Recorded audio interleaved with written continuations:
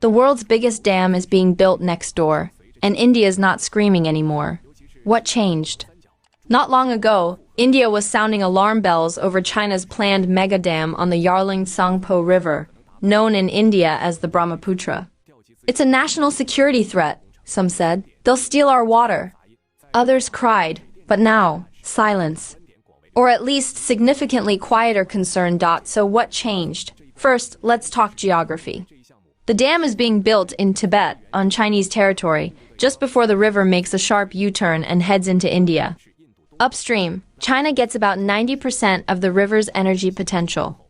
Downstream, India depends on it for irrigation, hydropower, and drinking water. India's initial panic.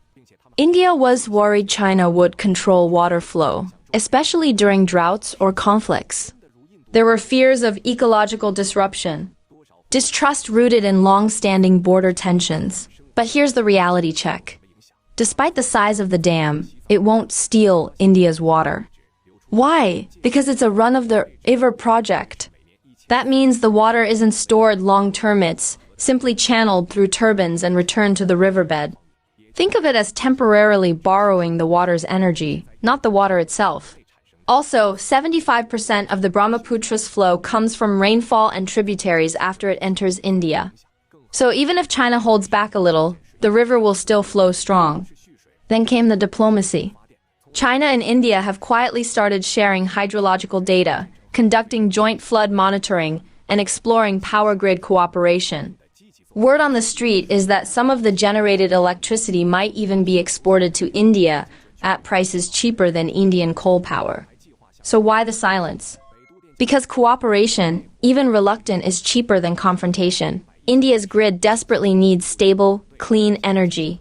If that energy comes from next door and doesn't compromise sovereignty, why not?